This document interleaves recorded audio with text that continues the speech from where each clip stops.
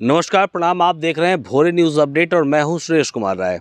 जैसा कि आपको पता है कि गोपालगंज ज़िले के श्रीपुर ओपी क्षेत्र के भगवानपुर नहर के पास कल एक अज्ञात व्यक्ति का शव बरामद किया गया था।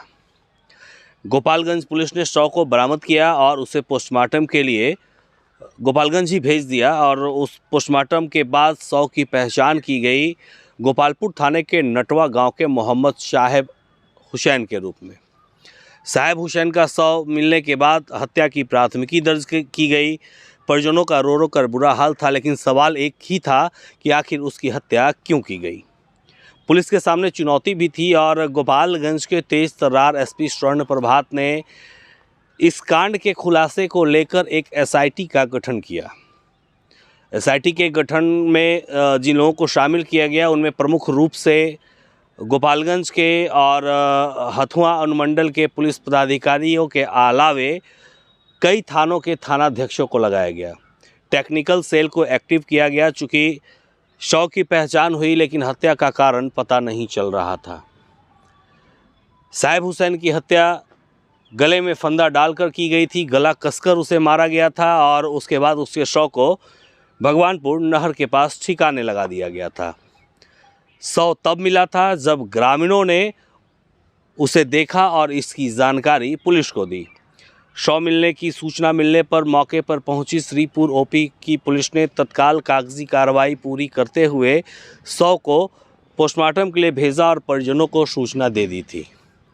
उस समय एक और भयावह दृश्य सामने आया था जब मोहम्मद साहेब हुसैन के परिजन वहां पहुंचे और दहाड़े मार मार कर रोने लगे। इन सब के बीच सवाल एक था कि आखिर साहेब हुसैन की हत्या क्यों की गई। पुलिस ने अपनी इन्वेस्टिगेशन जब शुरुआत की, साहेब हुसैन के मोबाइल फ़ोन का जब सीडीआर निकाला गया तो पता चला कि साहेब हुसैन का एक महिला के साथ अवैध संबंध था।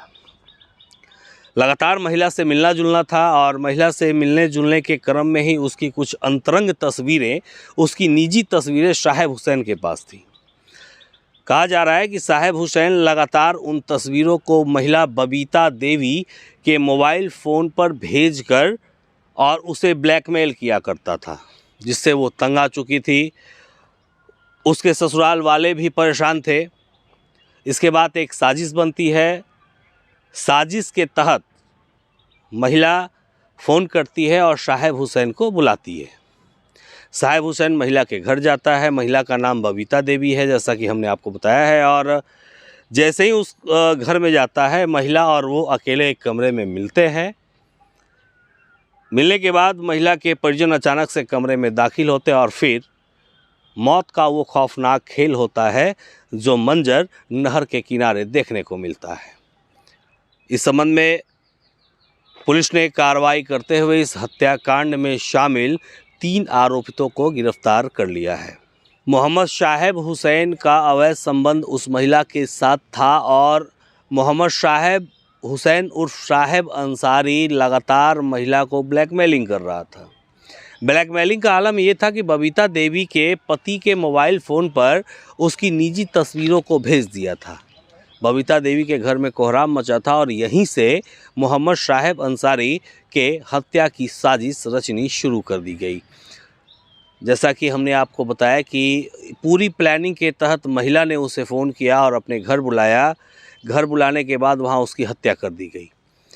आपको जानकारी के लिए बता दें कि पुलिस ने इस कांड में बबीता देवी, अजय सिंह और बलिराम सिंह को गिरफ्तार किया है। इसके साथ ही इस घटना में प्रयुक्त जो है लाल और ब्लू रंग का दुपट्टा जिससे गला घोटा गया था उसे बरामद किया गया है। साथ ही चोकर का 2 बोरा बरामद किया गया है जिसमें 100 को ठिकाने लगाया गया और 2 मोबाइल फ़ोन को भी पुलिस ने जब्त कर लिया है। तो इस प्रकार से मोहम्मद साहेब अंसारी की हत्या की गई थी और हम आपको सुनवा रहे हैं कि गोपालगंज एसपी स्वर्ण प्रभात जो प्रेस कॉन्फ्रेंस कर रहे हैं उनका क्या कहना है।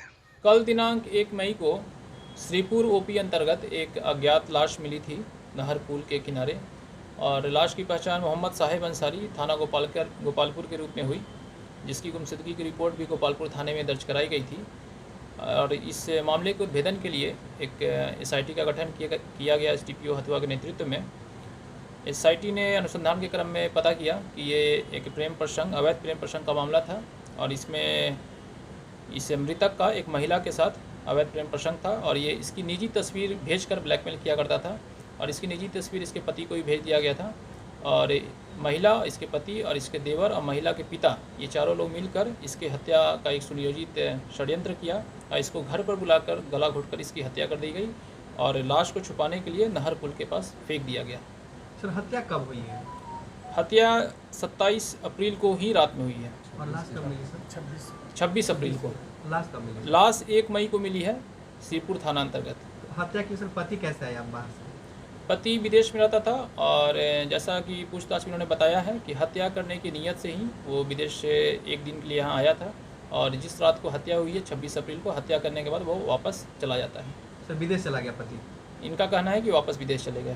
फिर उस पर कैसे कार्रवाई हुई है? बाइक इसका सत्यापन किया जा रहा है और अगर वो विदेश चला गया है तो हम लोग उसके वीज़ा और पासपोर्ट कैंसिलेशन का प्रस्ताव भेजेंगे और उसको डिपोर्ट कर वापस लाया जाएगा। कुल सर कितने आरोपी थे और किन कुल 4 लोग हैं। इसमें जो महिला जिसके साथ अवैध संबंध है वो, और इसका देवर और इसका पिता और इसका पति, इसमें से 3 लोगों की गिरफ्तारी कर ली गई है और पति की गिरफ्तारी के लिए अनुसंधान जारी है।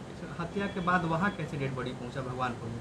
ये बता रहे हैं कि इनके पास एक बाइक थी, डिस्कवर बाइक, उस बाइक के माध्यम से इसका जो पति और इसका देवर है उस पर बॉडी को लेकर गया था। अब आगे क्या कार्रवाई होगी सर इसमें? इसमें पति की गिरफ्तारी के लिए हम लोग छापेमारी कर रहे हैं और इसमें जो बरामद सामान मिला है उसको सीज किया गया है और माननीय न्यायालय में इन सामानों को उपस्थापित किया जाएगा और गिरफ्तार जो 3 अभियुक्त हैं इनको अग्रसारित किया जा रहा है। किस तरह से इन लोग की हत्या हुई है? गला घोंटकर। सर तेजाब वजाब भी चेहरे पर ज्वलनशील पदार्थ मिला था तो आशंका जाहिर की जा रही थी। एफएसएल की टीम हम लोग बुलवा रहे हैं और वहाँ से जो भी प्रदर्श है उसको जब्त किया जाएगा और आगे अनुसंधान में जो भी जांच रिपोर्ट में चीज़ें तथ्य सामने आएगी उसको केस डायरी का पार्ट बनाया जाएगा।